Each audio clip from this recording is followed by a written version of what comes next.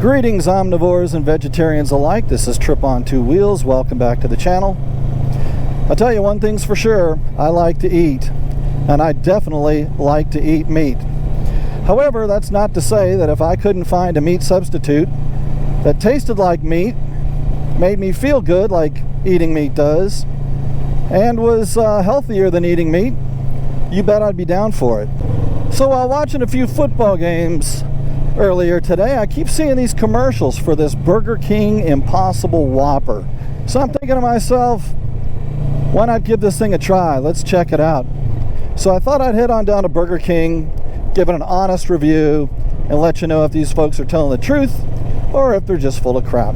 Burger King. Let me see if I can't cheat and get a good parking spot up here. I'm going to park right back here in the shade. Damn, it's hot out today.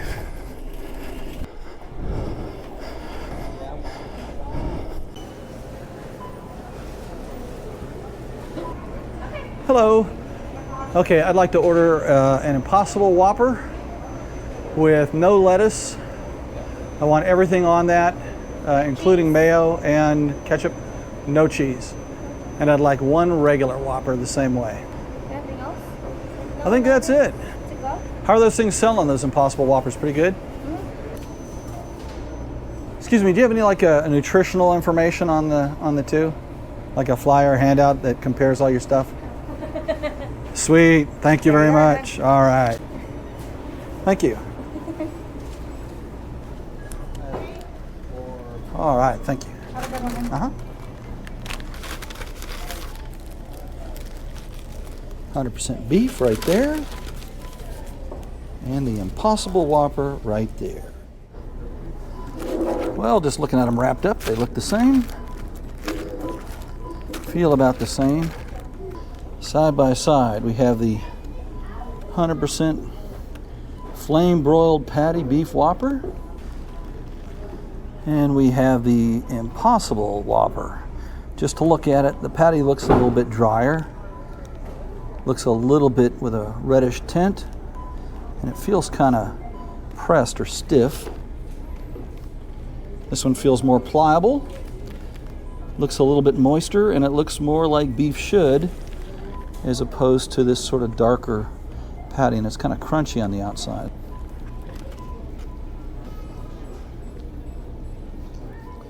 So about halfway through the Impossible Whopper, I wouldn't call it disappointing, but I wouldn't call it exciting either. Let's compare it to the normal Whopper now.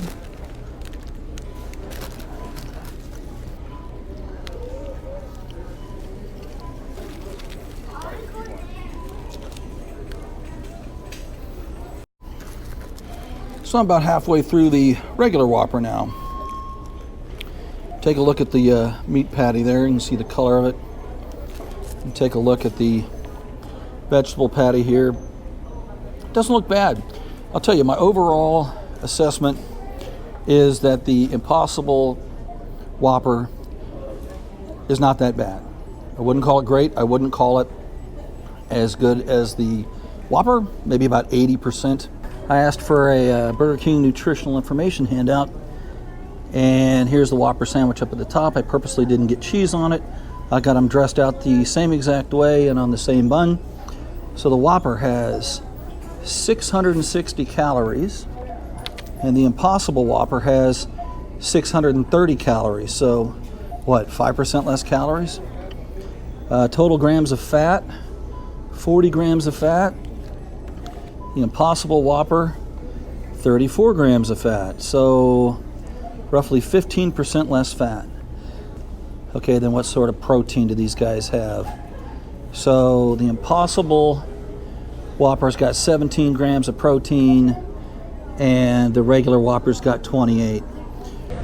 And to add insult to injury, the Whopper, $4.19. The Impossible Whopper, $5.19. Primarily made from plants, the main ingredients are soy and potato protein, coconut oil, and sunflower oil. Yippee. At least they're honest about what's going into this thing, and they're telling us right here up front, it's cooked in the same broiler as our Whopper patties. So it's not vegan and it's not vegetarian. And on top of that, the overall sandwich does contain wheat and eggs. So it's not gluten-free. And again, it's not vegan or vegetarian because it's got eggs in it.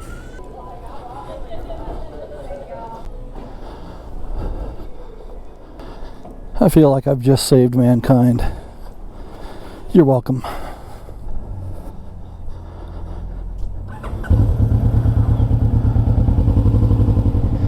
So my final take, the 100% beef flame broiled Burger King Whopper has considerably more flavor, probably 20-25% more than the Impossible Whopper. It is a moister burger, probably because of the extra fat in it, although it doesn't have that much more fat in it. But what type of fat? Anyway, the beef fat makes it moister, in my opinion. It looked a little better. The big negatives to the Impossible Whopper were that it really didn't provide any sort of a health benefit. You know, maybe 10% less fat and 5% less calories at a cost of about 40% of the protein. That doesn't sound very good. And then it's really not a vegetarian burger. It's not a vegan burger. It's still cooked on the same broiler that the other Whoppers are. So really, what are you getting except the opportunity to spend a whole $1 more, 25% more, just to tell people that you're saving cows and eating a burger made of plants. Now, even though I will give kudos to Burger King for creating what I think is probably the best tasting imitation beef burger that I've had to date, I really don't see myself going out and getting another one anytime soon. Until next time, this is Tripp On Two Wheels, asking you to ride safe and ride often.